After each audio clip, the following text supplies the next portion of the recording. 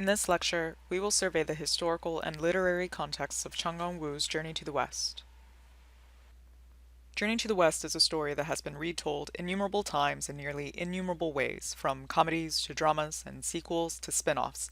It's one of those stories so common and popular to nation and culture that people usually can't remember when they first encounter the story. The Monkey King, for instance, who features prominently in our story, is a popular character in Chinese culture that at times appears cruel and villainous, and at other times playful and mischievous. We're actually not even entirely sure that Cheng'en Wu is the author of our text, but we do know that the story is based on real events. In the 7th century, a Buddhist monk named Xuanzang, or Tripitaka, became increasingly puzzled by some theological questions, and in order to answer them, wanted access to the Buddhist sutras or scripture to resolve his doubts. He left China on an epic journey for India in 627, took 4 years to travel, 12 years to study, and 2 years to get back. He traveled for 16 years in total, so he was gone nearly as long as Odysseus from Ithaca, and when Xuanzang returned, he had retrieved 657 separate Buddhist writings, which he spent the rest of his life translating with the patronage of the emperor, thus helping to spread Buddhism in China at the time and inspiring our story, Journey to the West.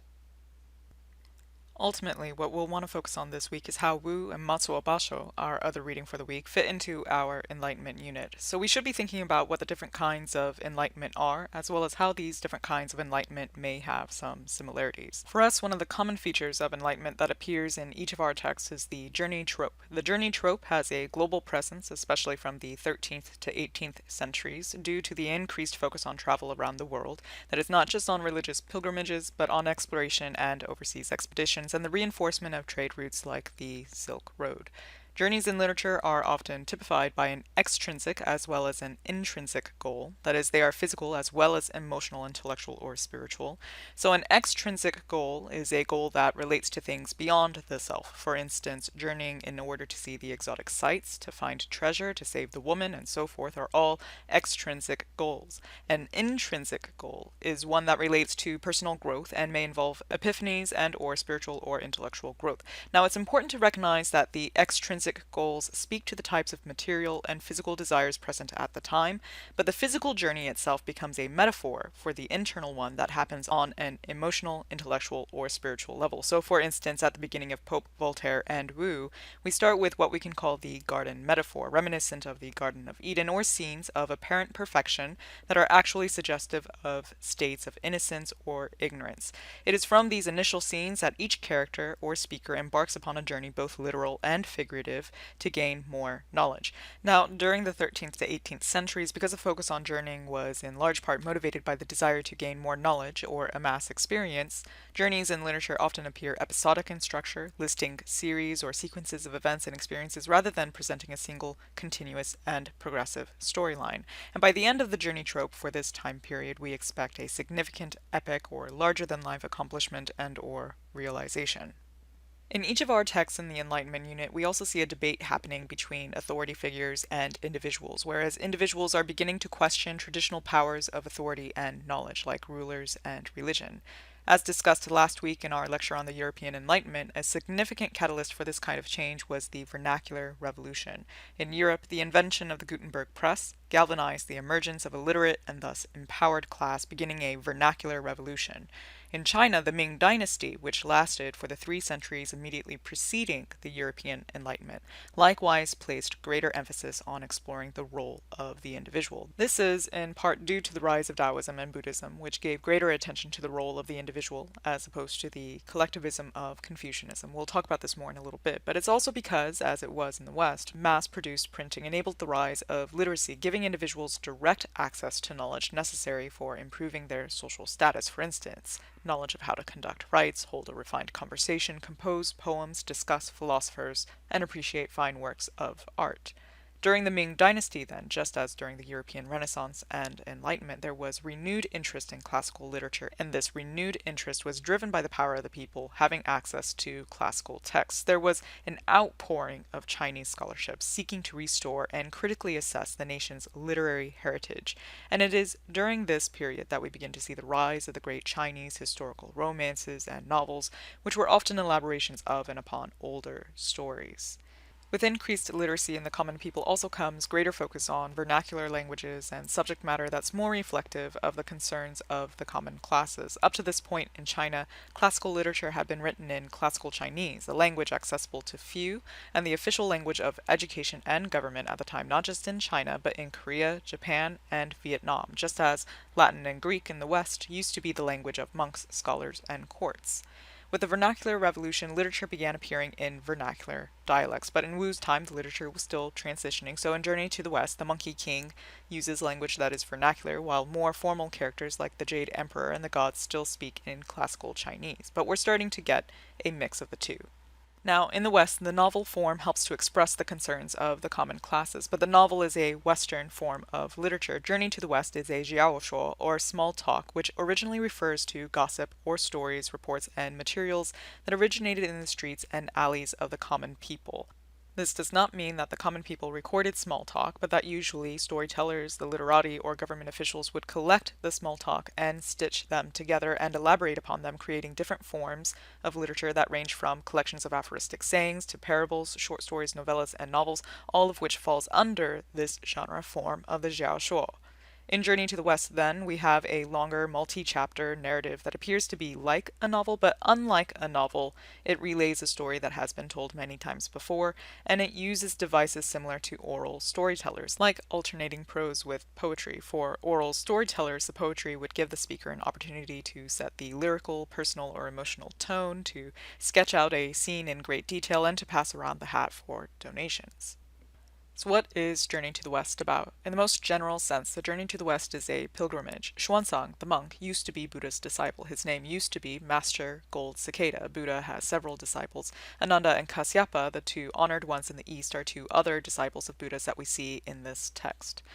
Xuanzang had slighted Buddha's teachings and must now embark on this journey to retrieve the Buddha Sutras in order to redeem himself. Likewise, each of the characters have a backstory explaining how they committed some wrong that must now be redeemed through the journey. Suan Wukong, the monkey, also called the pilgrim, rebelled against Buddha and had to be imprisoned beneath the Mountain of Five Faces. He's only being let out to redeem himself by helping the monk on his journey to retrieve the Buddha Sutras. Zhu Woneng, or Pixie, also called Zhu Bajie and the idiot, was originally an aquatic deity of the Heavenly River, the Marshal of Heavenly Reeds. He got drunk during the festival of Immortal Peaches and insulted the Divine Maiden. And Sha Wu Jing, the Sha monk, also called Sandy, was originally the great curtain-raising captain. He broke a crystal chalice during the festival of Immortal Peaches and then devoured humans while banished. Even the horse, who used to be the prince of dragon King Guangjin of the Western Ocean, transgresses. He disobeyed his father and was thus made to assist the monk on his journey west. Each of these characters embark upon the journey to redeem themselves, and in the end, the monk and monkey reach the status of Buddhas. The Sha monk becomes an arhat, and even the horse is promoted and becomes a dragon. A Buddha or Bodhisattva is one who has not only achieved enlightenment, but seeks to help others reach enlightenment, and an arhat is one who has only achieved enlightenment for him or herself. Only Pixie doesn't achieve enlightenment by the end. He's made the janitor of the altars because he still retains his appetites and knows no self-denial.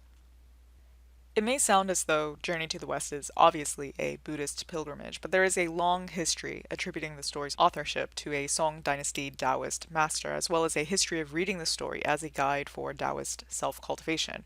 There is also mention in the story of the monk and monkey king's support for Chan Buddhism, or Zen Buddhism, as it became known in Japan, which is a mix of Buddhism and Taoism. This is the type of Buddhism we'll see in Matsuo Basho's Narrow Road to the Deep North as well. So I want to take time to briefly review what Buddhism, Taoism, and Confucianism are so that we can see how each shapes the texts and our potential readings this week.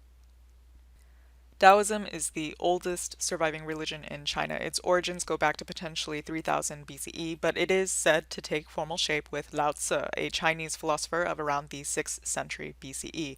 When Buddhist monks made their way to China from India, Taoists were hostile to them, largely because they resented the introduction of a foreign dogma that threatened to minimize the legacy of the sage Lao Tzu. Taoism is a religion and philosophy that addresses the art of living. In particular, it sees nature as a balanced, unified, and harmonious whole and seeks to understand humankind's place in nature. Key concepts to Taoism include the Tao, Yin and Yang, and Wu Wei. The Tao refers to the all and the way, the oneness and manyness of the cosmos, and the way one takes to find harmony. Because the concept of all or everything entails all things, even those things that contradict with each other, Taoist nature is rife with what sound like paradoxes. For instance, the Tao is the changeless source of endless change and the passive source of all activity in nature.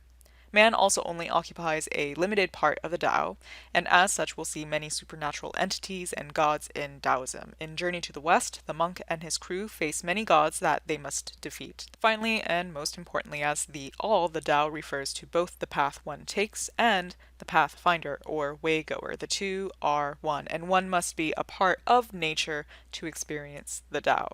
This idea of paradoxical harmony is emphasized in the concept of yin and yang. You've probably heard of yin and yang before. Yin and yang represent the balance and harmony of opposites in nature. However, the yin and yang are never wholly separate. All things are both yin, cold, wet, dark, female, and passive, and yang, warm, dry, light, male, and active. A common way of conceptualizing this is to imagine a mountain. A mountain has a dark, cold, and wet side, just as it has a light, warm, and dry side. It is both yin and yang at the same time. The point is that both yin and yang are necessary, and neither is good or bad alone. There's a parable for illustrating this point as well. The story goes, there was once a farmer whose horse ran away. Hearing that the farmer's horse had run away, his neighbor commiserated and said to the farmer, "Oh, that's too bad." To which the farmer replied, "Nobody knows what is good or bad." The next day the horse came back with a herd of wild horses. Amazed, for now the farmer could be made rich, the neighbor congratulated the farmer, to which the farmer replied, "Nobody knows what is good or bad." The next day the farmer's son was riding one of the wild horses, trying to break it in, when the wild horse tossed him, and the son broke his leg. The neighbor, again trying to commiserate, told the farmer, "Oh, that's too bad," to which the farmer replied, "Nobody knows what's good or bad." And the next day the army came to conscript, but they could not take the farmer's son because his leg was broken, and so on and so forth. The point of the story is that each event is both yin and yang, and each is necessary for a harmony to exist. The concept of yin and yang can also be comprehended through its sign. Note how the yin and yang sign consists of images that indicate movement. This is because the two great powers of yin and yang are ever shifting, and the dot in each reminds us that what appears yin is part yang until it becomes more yang than yin, and vice versa. To reiterate then, the basic aim of Taoism is to attain balance and harmony between the yin and yang, and this balance and harmony must be achieved both in oneself and in the world until the two are resolved in the one. But it is useless to try to impose this on the world from without. One can only reform one's self, and until that self is in equilibrium and has achieved total harmony with itself and others, it can offer nothing worthwhile to the world in general. The approach to harmony is called Wu Wei. Wu Wei is typically translated as meaning non-active or effortless or doing nothing. It proposes a kind of gentle approach to life. That is, rather than actively and aggressively pursuing one's goals headlong, Wu Wei presents a calmness that discovers and experiences harmony through the natural unfolding of life and events.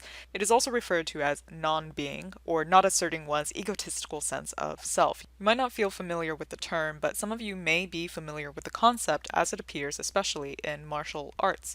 Bruce Lee, a renowned martial artist who jump-started the popularity of martial arts films in America, once said, quote, "If you try to remember, you will lose the fight. Empty your mind. Be formless, shapeless, like water. Now you put water into a cup, it becomes the cup. You put water into a bottle, it becomes the bottle. You put water into a teapot, it becomes the teapot. Now water can flow, or creep, or drip, or crash. Be water, my friend." The idea is to conquer the unyielding with the yielding. Another way to conceptualize this idea of Wu Wei is to imagine the difference between American superhero films and Chinese martial arts films. Typically in superhero films, heroes win by brute force. Think of the Hulk, Captain America, or Thor. All are heroes defined by their physical strength. But in martial arts films, the idea is not to win by brute force, but to use the force of others against themselves. To not block a punch necessarily, for instance, but to turn the punch aside and thus make the opponent vulnerable, off balance, or are open to a counterattack.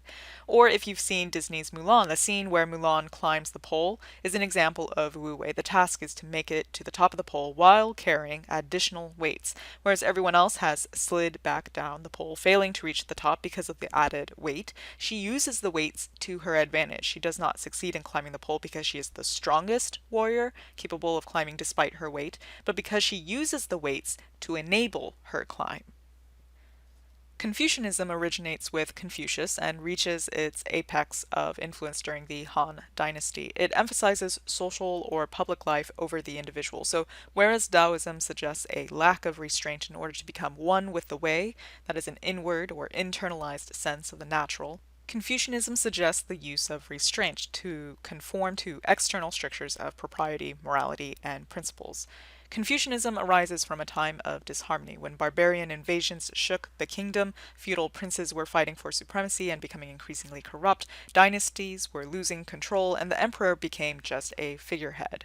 The unity of China was shattered, and in response, Confucius offered a new kind of Chinese humanism that emphasized human kindness and reason rather than reliance on spirits and deities, yet at the same time Confucianism maintains the moral principles of the old order, ancient rites, and customs. The two big ideas I want us to associate with Confucianism are benevolence and propriety. One of the most important features of Confucianism is benevolence, or the feeling of humanity towards others. It's sort of similar to the golden rule idea to do unto others as you would have them do to you. Or more generally, you might think of it as the truest kind of empathy one may exhibit towards others. Confucius believed that extending benevolence to others was necessary to become fully human, that what defines us as human is this quality.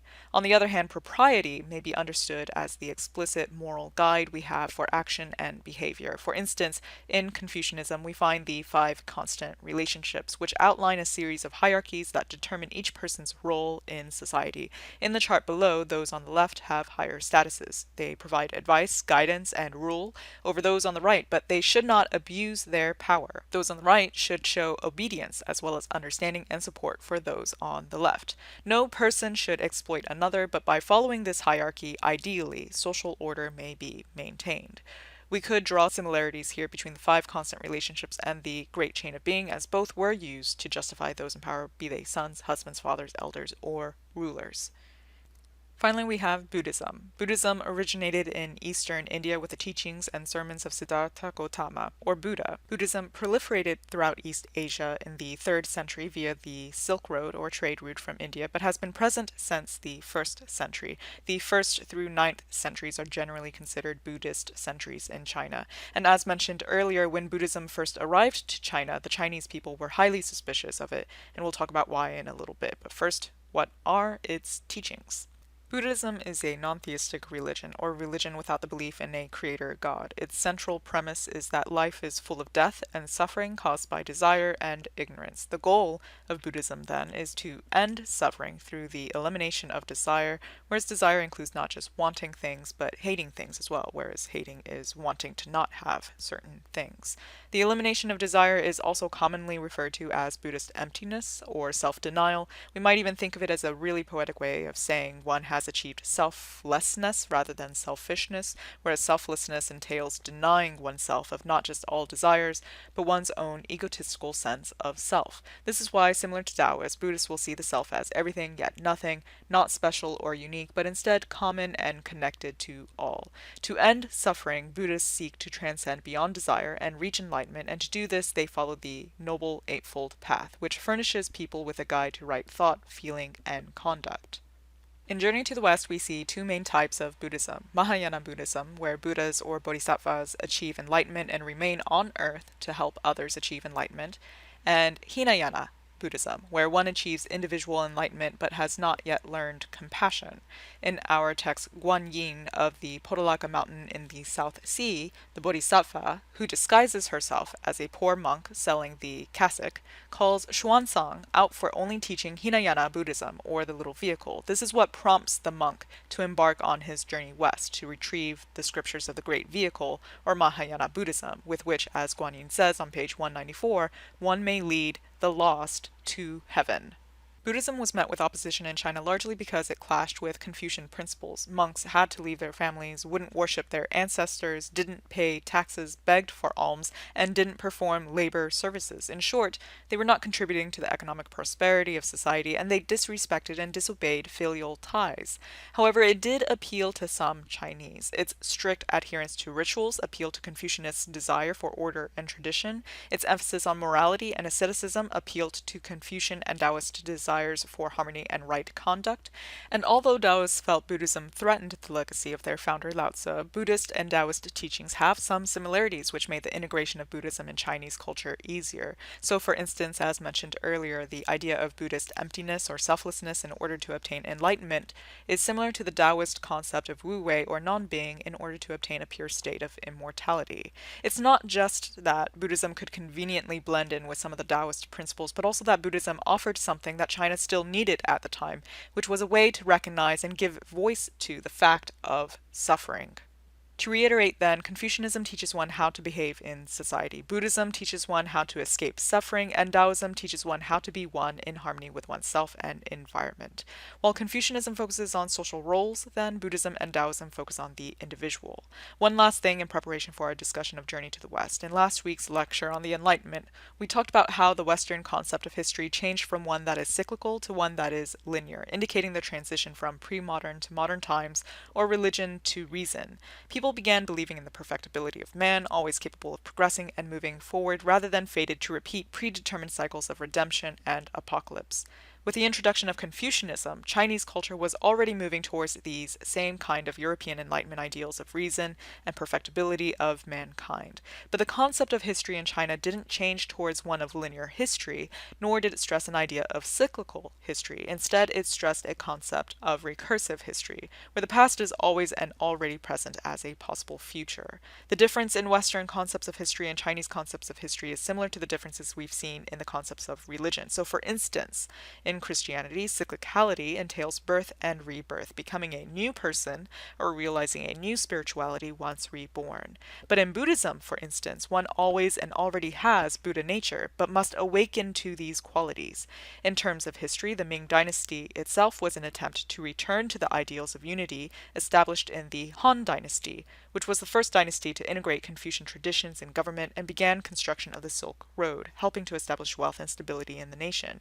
And it is this kind of thinking that structures Journey to the West as well. In the text, the first chapters of the Monkey King's early life presents a microcosmic parallel for the larger journey that takes place over the course of the whole text. And throughout, there's an emphasis on returning to states of Buddhahood that had been lost due to transgressions.